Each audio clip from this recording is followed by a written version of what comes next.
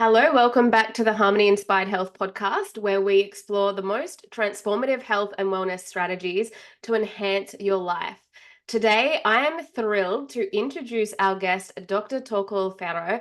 Dr. Færø is not only a seasoned GP and emergency physician with over 26 years of experience, but he's also an accomplished documentary filmmaker, author, and award-winning photographer. Throughout his career, he's had the unique opportunity to observe the impact of modern lifestyles on our health through hundreds and thousands of consultations. This experience, combined with a personal wake-up call, led Dr. Færø to make significant lifestyle changes that have added years to his life.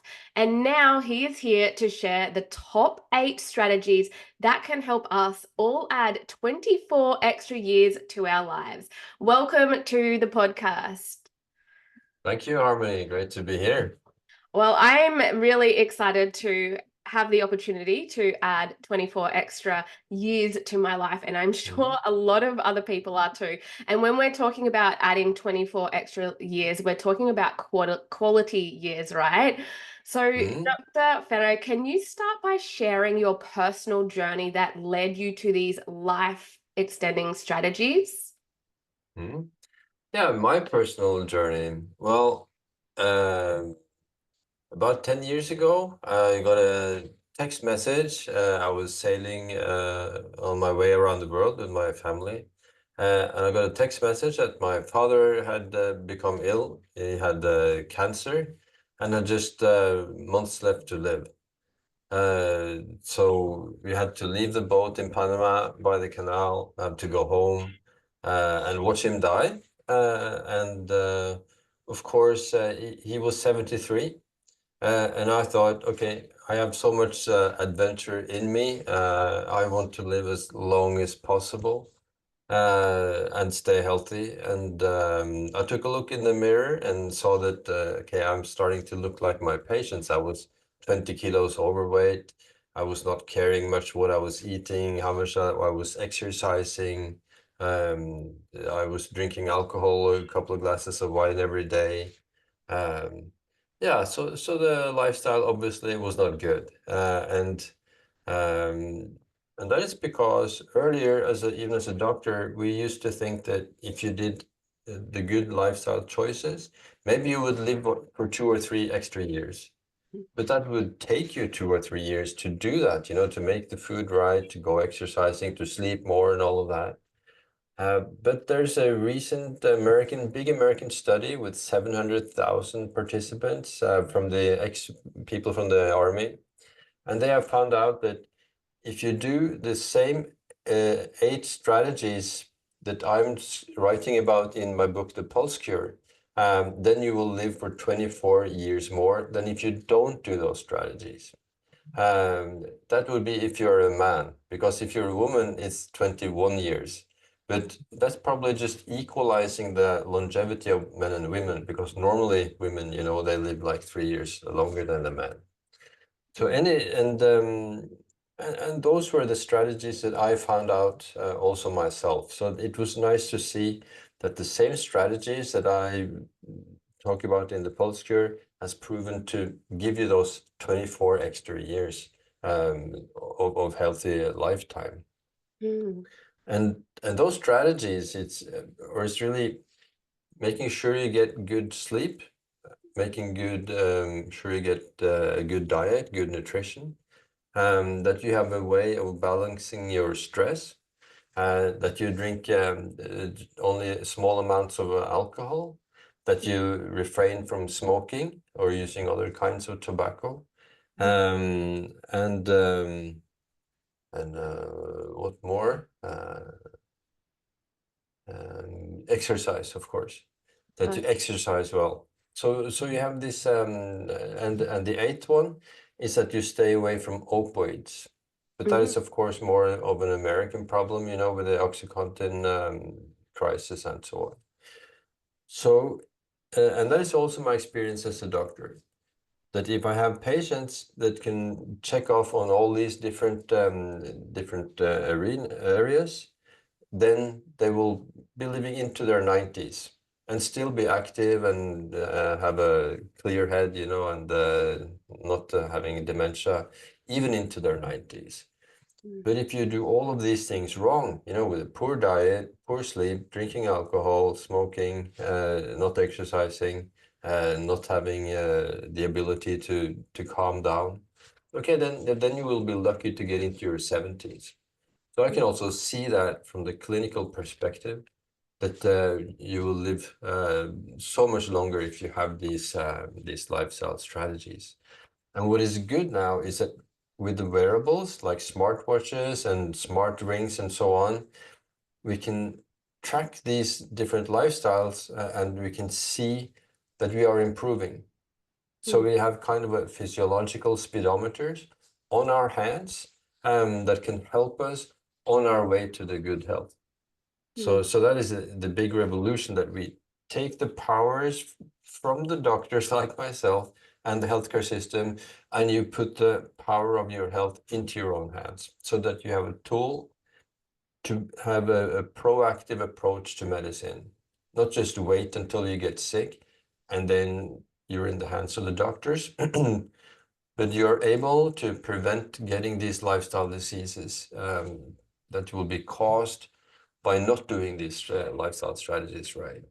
Mm, I love that. And I resonate so much. I'm an emergency nurse, or was an emergency nurse, and I saw the same things, and which really led me to walk this path of the preventative healthcare through Ayurveda and natural health. So I can really understand what you're saying. It's such a key, and especially with the pressure on our healthcare systems. I know I'm in Australia, and we have a free public healthcare system. So the amount that that system is bombarded with repeat clients, I guess you could say, in the emergency department that actually could be prevented because they're not what you would, think of emergency as in trauma.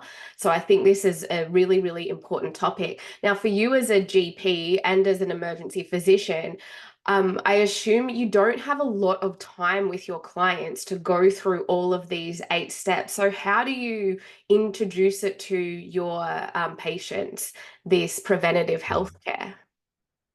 Yeah, I prefer to write books about it instead. Yeah, love it. That is how I do it, because my experience talking about these subjects with my patients was that they would kind of reject it.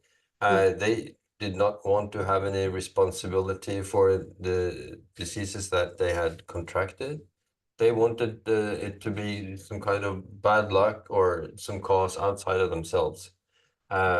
So if I was suggesting that you change your lifestyle, it was like, okay, I'm to blame for mm, my disease, and they would just well, often become furious actually, even because of that. mm, So that is why I've chosen to write books about it instead, uh, to show the ones who want to take charge of their health the way to do it. mm, Um, so, and of course, in the office, when I see people wearing smartwatches, then I ask them, and they are often more motivated, and I can see the results that they have. I can see their stress levels, how well they sleep, and I can see their VO2 max, so I can um, guide them, you know, into a better lifestyle that way. mm. But since I wrote and this book has been just a huge success in Norway. It's been on the bestseller list now for 1.5 years. So Wow. so for the last year and a half, I almost haven't not had time for patients because of all the lectures and all the media attention and everything that I'm not used to as a doctor, you know. Mm. So and yeah. That's amazing. Congratulations on your book, by the way. It sounds like a Mhm. big hit. And I think you also brought a really important topic to the forefront, because I know a lot of people in the community who don't understand how like an emergency department or a GP clinic works, and even people in the natural health world, which I'm in, they will often say that doctors are just throwing band-aid approaches to their clients. But the fact is, like, a lot of the patients that come to see the doctors, they, like you said, they're not ready to hear from a doctor that these are the lifestyle changes you need to make, because the patients are the ones that are there for sometimes, not all the time, but sometimes a quick fix. So I love that you have the resource of the book that you can share with your clients and extend it beyond just like the doctor's clinic. The other thing you mentioned is the smartwatches, and I know like we all have these smart gadgets now.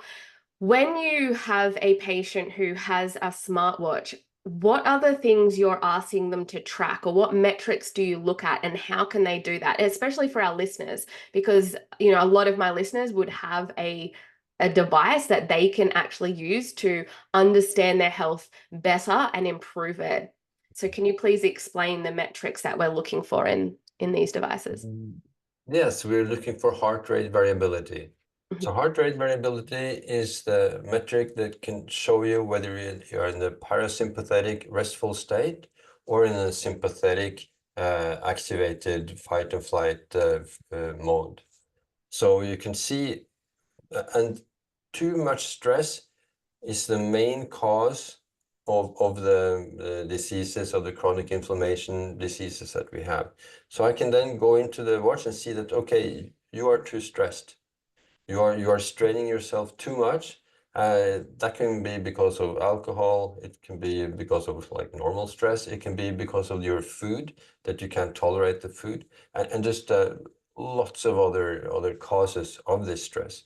But then I can show them the level of stress that they are putting on their bodies that is normally too much. And then they can use the heart rate variability to improve their balance, for a better balance, yeah, for more downtime, more downstate, so that their bodies can recover, so their immune system will work better. Because the immune system efficiency is coupled to heart rate variability also. Mhm. So And just for the listeners out there, what is the ideal heart rate variability, resting heart rate? Well, I mean, it's different for men and women, right? But what sort of... Yeah, so the heart rate variability, that is measured in milliseconds. So it's a variation between heartbeats. So when you breathe in, your heart rate will go up a little bit because there's more oxygen in the lungs. And when you breathe out, the heart rate will go down a little bit when there's less oxygen in the lungs. And that happens in the parasympathetic state. If you're in the stress state, the sympathetic state, your heart will beat at a very steady pace, regardless of you breathing in or out. So it's like your ancient system, the autonomic nervous system, senses that you're in danger because of the stress, and will push through even if there is less oxygen in the lungs. And this variation between heartbeats that you get there is very individual. So there's no such number that is the higher the number, the better the variability normally is coupled to better health. But on an individual basis, you cannot say that one with a heart rate variability of 50 has a better health than one with 25. So you have to find your baseline and see how good variability can you get on an ideal day. And normally, like, say that you're a fit 30-year-old, maybe your heart rate variability would ideally be like 50, for example. Mhm. And so the heart rate variability is very different, as you mentioned, to a resting heart rate. So the heart rate variability is between the inhale and the exhale when the heart rate shifts. So what is the ideal resting heart rate for optimal health and well-being? That should probably be around 60. 60. Yeah. Somewhere around 60. And Okay. I think at least when you go up to, like, if you have a 70 in your resting heart rate and above, that will be a big possibility that you have too much stress in your life. And what about athletes who have quite a low resting heart rate? Like I've seen some Mhm. athletes with their resting heart rate in like the 40 type, around Mhm. 40s. So Yeah. how do you feel about that? Yeah, so that's a good thing. That means that their bodies are working very efficiently, that they have good mitochondria, and now we know so much that mitochondria are the key to good health. So if you have good mitochondria, the powerhouses of the cells and also regulator of the immune system, if they are efficient, then your whole system is working like effortlessly. So that's a good thing. Um, but and of course, many of the wearables will show you the VO2 max, which should be, more than 35, I would say. Hmm. If you have 30 or even lower, that some people have, then your body is struggling to do daily activities. You will be in a stress mode almost as you get up in the morning. So you want your VO2 max to be above 35 for like Yeah, optimal and health, preferably even better, like 45 45. and above. So I can see that the better the VO2 max, the easier it is to get into the parasympathetic restful state. And we also know that VO2 max is one of the most important metrics for longevity and health. Hmm. So that's a very important metric that you can get out of the watches. And it will also tell you that if you have a poor VO2 max, maybe if one person, has not been exercising for years, they may have a VO2 max of 30. Then their tolerance for lactic acid and exercise in general is very low, shockingly low. So if they would decide to change their life and start running or start exercising, they will overtax their systems, they will feel sick, and they will be demotivated and stop. So Mm. they have to really start very slowly. And just for the listeners, can you just explain the concept of VO2 max so they know what that means when they are Mhm. looking at it on their watches? VO2 max is a number for the efficiency of metabolism in your cells. It's a measure of how many and how well your mitochondria are working to use oxygen and to convert energy in your body. Mhm. And the best way to increase your VO2 max or to train your VO2 max, would you say that's through exercise, physical activity, Uh, the diet and yeah, everything play a part in that?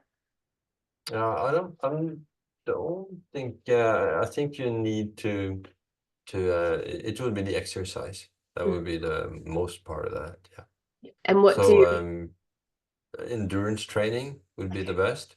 yeah. Yeah. Yeah. So, and you don't need to overdo it either. You should be in what we call zone 2 training most of the time, which is say that you have a maximum heart rate of 180. That could be like 130. So it would be easier than most people would imagine, that they would have to train harder, but they don't need to train that hard. So Mm. yeah. Which is interesting because my husband he's got obsessed with running again, and he'd Mhm. been running and he'd had many injuries, and he's quite a good runner, but now he's going for a marathon, and so he is running so many kilometers, and I his VO2 max has definitely increased. Like he has seen some really good Mhm. positives for that. But I feel that someone who runs a lot of kilometers a week for many years, to me, they can kind of become emaciated and not the epitome of optimal health. What Mhm. what do you say on this? I agree. Yeah, I agree. And I've written in the book because for marathon runner, when they take blood samples after the marathon, they will see that half of them have troponin Mm, elevations, which shows that there are some cardiac damage, mm, micro tears in their hearts. And so they should really, if you're running marathons, you should really take care of the recovery phase. You should be really good at recovery and pay attention to what the watches say. And the Garmin watch, for example, the Garmin watches are by far the best option.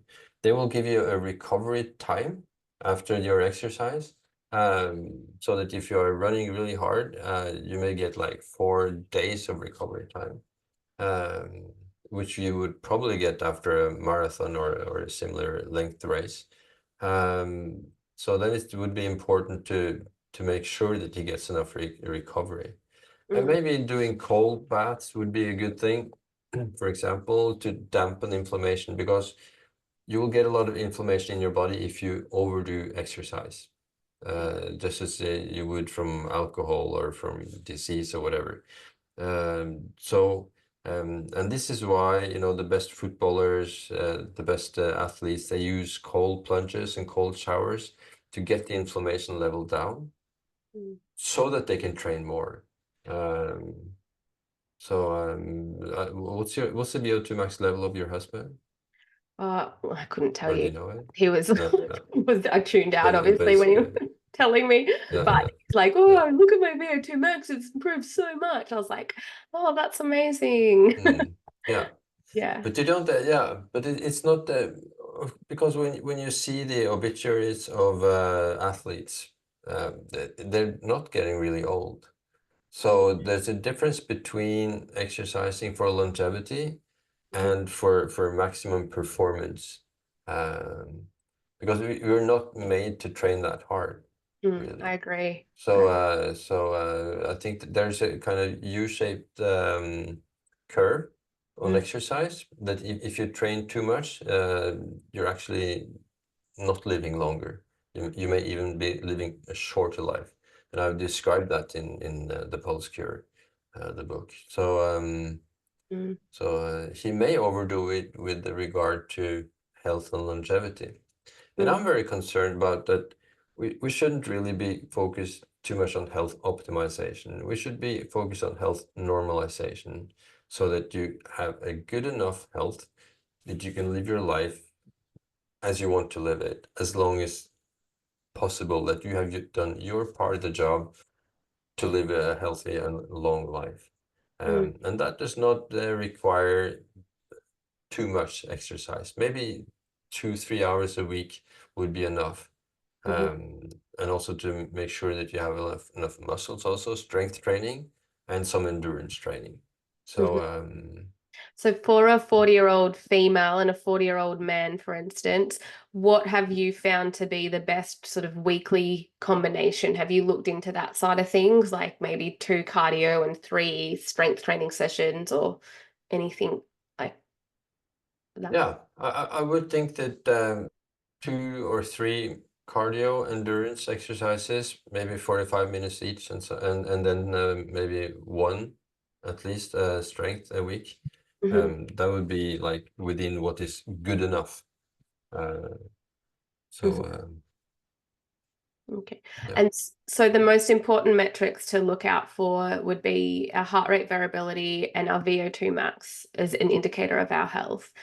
And yeah. you mentioned there's 8 different key strategies to extend our life. So one of those Mm.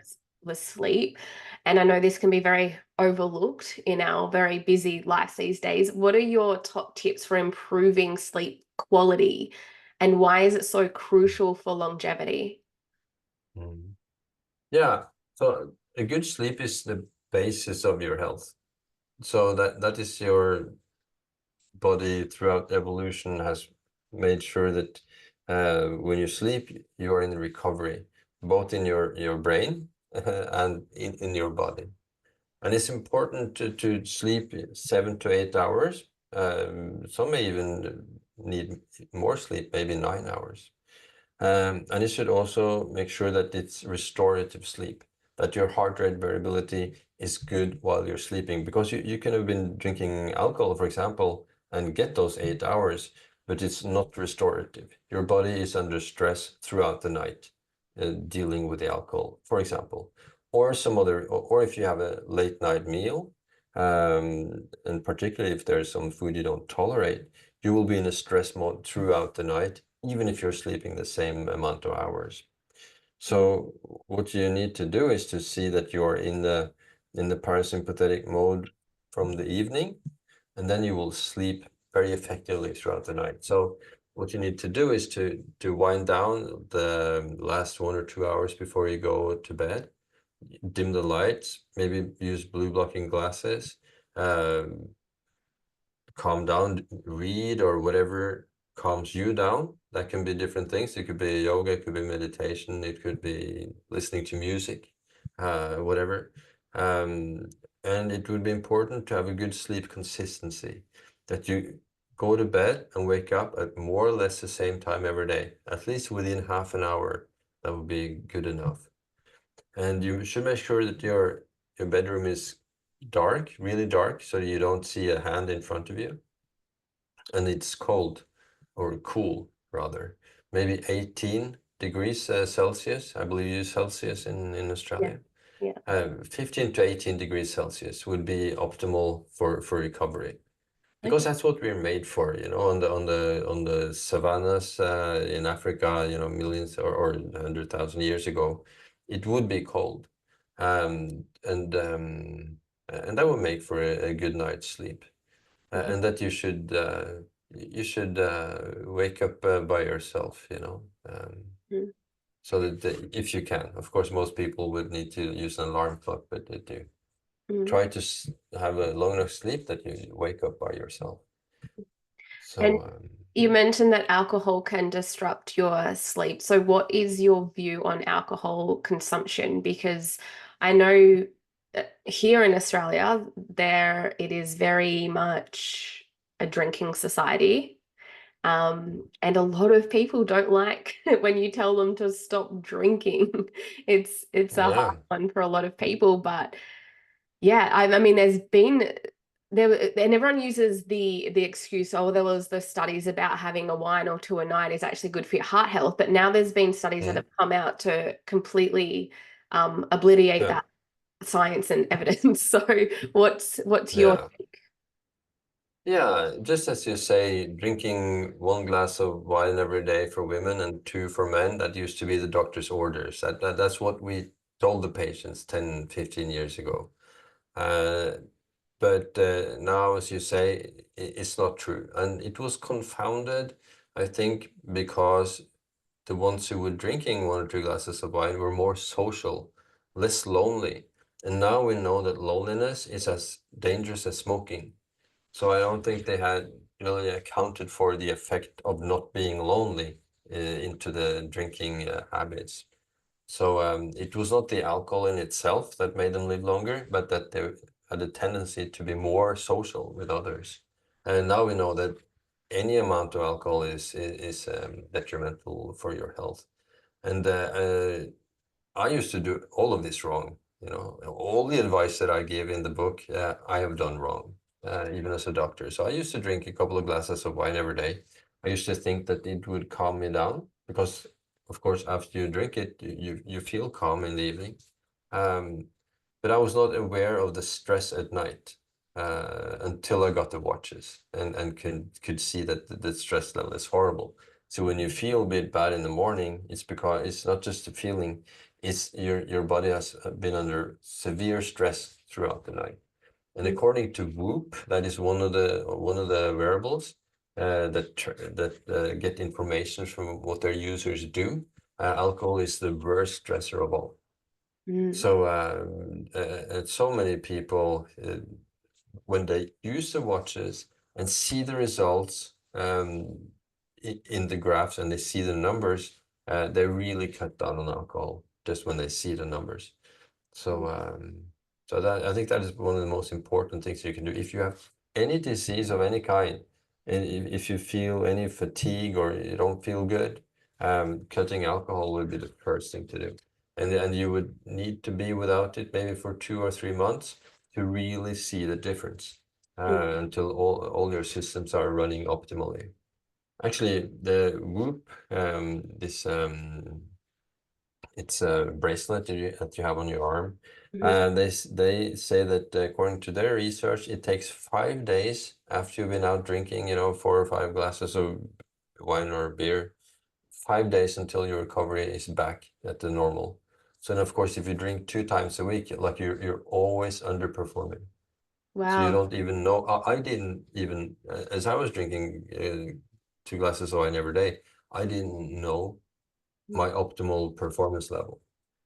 That's really interesting. I was actually blessed with the curse that I don't like alcohol. I don't like the taste or anything. So that's been good for me. However, my mother, there was a period of her life where she was a very heavy drinker. So she was an alcoholic and she would always complain about having insomnia and all of these things going on. And when she became sober, and I think she's been sober for 8 years now, she is a completely different person. Like the way it just completely changed her. She's like so much more social now that she doesn't drink because she's feeling more confident within herself. She sleeps, like she doesn't have the insomnia issues. And that's what I find a lot in my women's health clinic is a lot of perimenopausal and menopausal women come in with complaints of insomnia, but they're drinking wine every night. And if you can get rid of that, couple of glasses of wine a Mm. night, their sleep improves so much. It's so interesting. Mm. So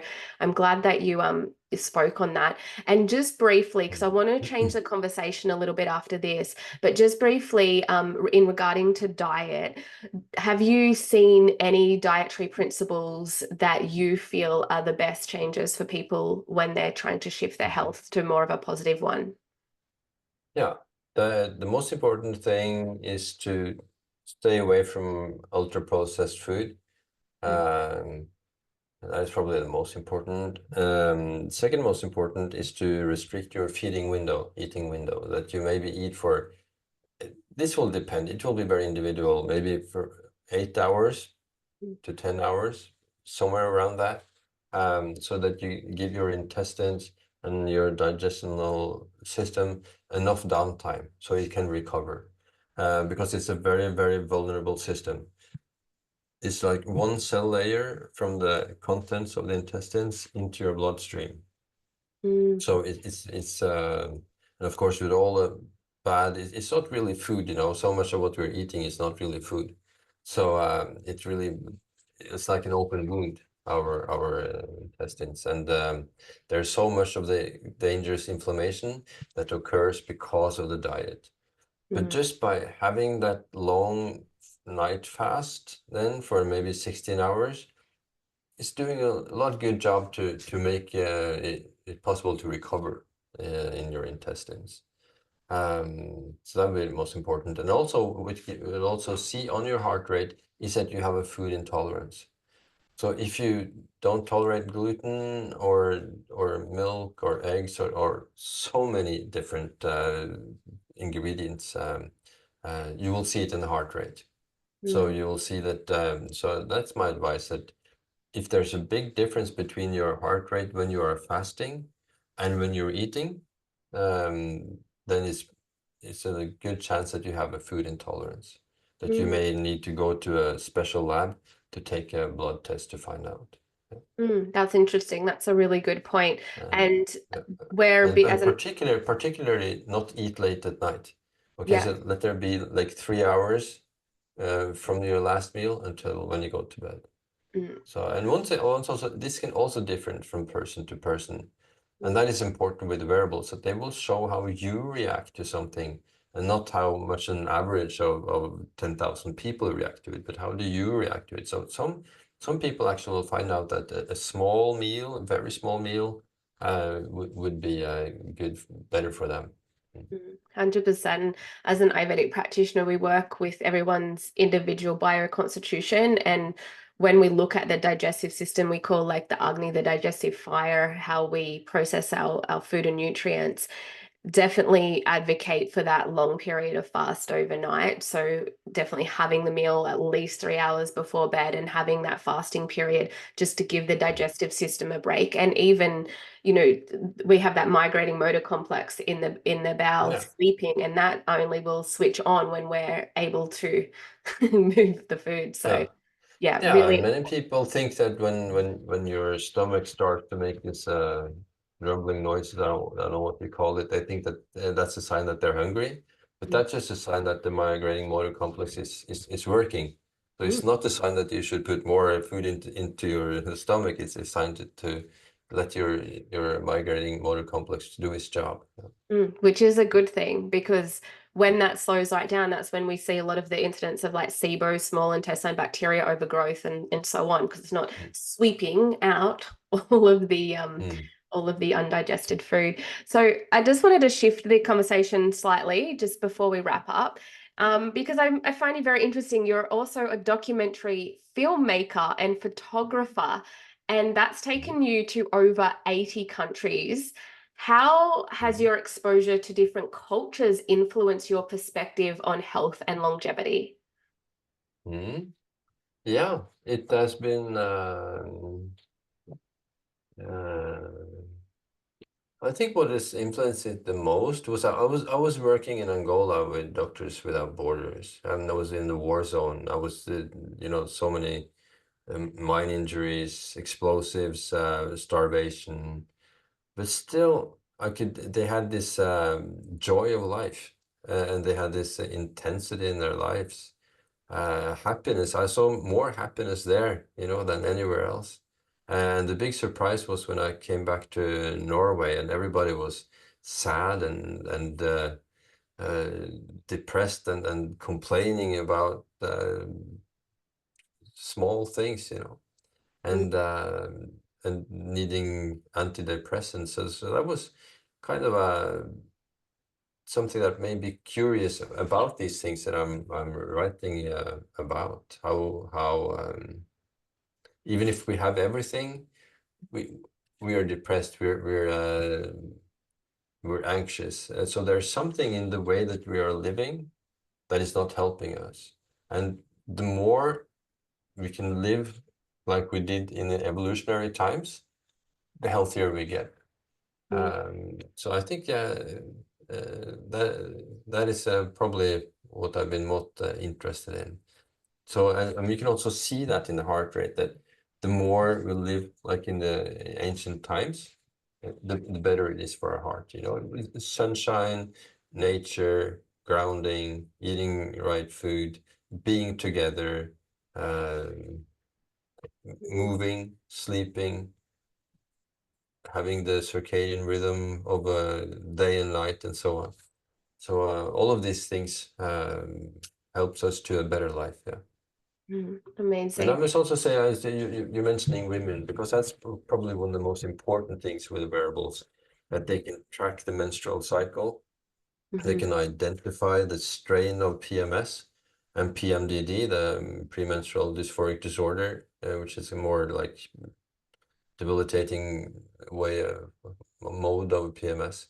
Um, when you can see it on your wearable and you can start when the week before menstruation comes, and you can see it and you can mitigate the stress, sleep longer, avoid the hard exercise, then you can flatten out the PMS curve and the symptoms, because I can see from the heart rate variability that the PMS period for the ones who struggle with it is as hard as COVID. So it's like having a COVID infection for 1 week every month. Wow. But it's avoidable. So if you can relieve the stress for that week, you get also more or less rid of the symptoms, Mm, actually. And absolutely. so many of the female diseases like endometriosis, polycystic ovarian syndrome, is coupled to heart rate variability. So it is a stress system, because when you have too much cortisol, it will have a feedback system on your pituitary gland and hypothalamus, and it will affect the reproductive hormones and make these disturbances throughout your systems. Mm, And of course, that is a lot easier when you have the wearables to be able to see the changes, and then it's so much easier to regulate it. yeah. And we've spoken a lot about measuring these variables. So I'm sure some of our listeners will be like, okay, well, I want to like mitigate my PMS, or I want to just improve my overall health. What is the best device, in your opinion, to track these variables on? Yeah, the best device by far is the Garmin watches. And they come also from cheap prices, like I don't know the Australian dollar, but the US dollar would be like from 150 and upwards to the most expensive would be like 1,500, dollars or 1,100. But you will get in every price range, and their system of body battery and stress are the best I've seen. You can also use like Aura rings, but they will not give you as actionable results. You will not see the stress level throughout the day and in the moment. So Garmin is the best choice. And what about the Apple watches? Are they comparable? Unfortunately, not as good, but the closest one to Garmin would be an app called Athletic. Okay. The combination between athlete and analytic. And if you check in your phone, your iPhone, that you have atrial fibrillation, even if you don't have it, it will measure more accurately. So you can do that and get better results. Because that's what my But they're husband, not, was that? but my husband was getting AF, little bouts of AF, and that's why he All kind of right. went on this big health kick. I'm like, is this the right thing for AF? Oh Like, no, no, marathon? no. That's a wrong thing for Yeah. AF, yeah. Because there's more atrial fibrillation in people who work out too hard. Mm. And that is because they get these small micro damages, and if they don't recover well, they will get scars, and they will calcify their arteries and stiffen their heart, and will be more prone to atrial fibrillation. So, particularly if you're running a lot, you should be very, very careful. He should really get a Garmin watch instead of the Apple Watch, if that's what he has, Yeah, he has. because then you will see the recovery time that you need. So Yeah. then I would really recommend it. I'm also going to run a marathon for the first time in New York Marathon in a couple of months. Oh, So, good. Yeah. but I'm not running fast, so I'm not. You He's should. probably what is his time? How fast does he run a marathon? Um, oh God, he's gonna be upset. I don't remember. It's a fast time, like like under 3 hours, like two. Under 3, so that's fast. Yeah, yeah. I'm Yeah. probably will approach 5 hours. So I'm not. I'm going to enjoy New York and not just run and get very, very tired. But Yeah. but anyway, I've written in the book about how too much exercise can be actually detrimental for your health. I'll be putting So it into your book. I yeah, can't yeah. wait. Yeah, it's also an audiobook, so many people like to Perfect. listen to a book more than to read it. So Yeah, so maybe he perfect. should listen to it while he's running. Yes, perfect. I So definitely gonna recommend that to him. I have one more question for you. With all of your extensive experience and knowledge, if you were to give one piece of advice to people, to high schoolers even, because I think as preventative healthcare, we need to teach this stuff earlier rather than later. I mean, any time's a good time to learn it, but what's your big piece of advice you would give relating to health mm, and how to extend years on your life? that would be sleep, I think, Okay. to make sure you get good enough sleep. Right. And of course, there's an Australian that's the expert. Matthew Walker, he's Australian, isn't he? I think so. He's written Why We Sleep. Okay. I believe he's Australian, and that would be the most important thing. And of course, to sleep well, you need to eat better and avoid alcohol and avoid late night training and a lot of things. But if you can guard your sleep and sleep effectively for those 7-8 hours, you have done the most important thing. And the body's natural way of recuperating. So yeah. Yeah, brilliant. Thank you so much. And where can our listeners get your book? Listen, you said it's on audio, Mhm. they can read it. So just give us the book title, where they can find it, so they can all Mhm. learn more about this stuff. Yeah, it's the Pulse Cure, and it's on Amazon. I think in Australia it could take some time to get it, but it's also as an ebook on the Kindle. It's in, if you have an iPhone, at least you can download it in your app, in the book app. And it's also like a normal audiobook. It's a UK publisher that has made it. So yeah. Amazing, thank you. And where And can they can also see, if they want, they can also see, have a look at the pulsecure.com, where they can see I have a video lecture where I explain how to use this in practice, and you can see the graphs and you can see the advice. I have like a 1 hour lecture where you can see how you use these variables. Amazing. And can they follow you on socials, or you're not? Yeah, I'm on Instagram, Dr. Torkil, dr.torkil. There'll be a mix of Norwegian and English speaking content there, but yeah. Brilliant. Well, thank you so much for coming on and sharing your wisdom. It was a really interesting conversation, and I can't wait to give this conversation and your audiobook to my husband so I can be like, told you Yeah. so. Very good. You'll be mad at me. Okay. Thank you so much. Okay. Okay. Thank you.